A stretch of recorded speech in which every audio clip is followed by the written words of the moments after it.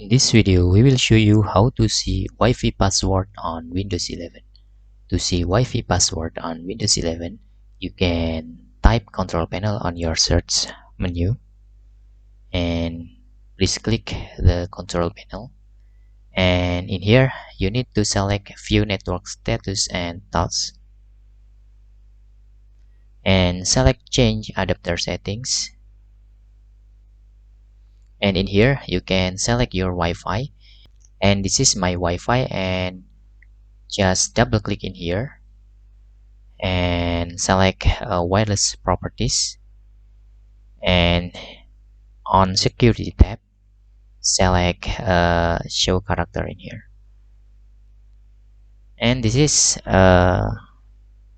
your Wi-Fi password on Windows 11. And make sure you already connected on the Wi-Fi so you can see the password. And that's all tutorial how to see Wi-Fi password on Windows 11. Hope this video helpful for you.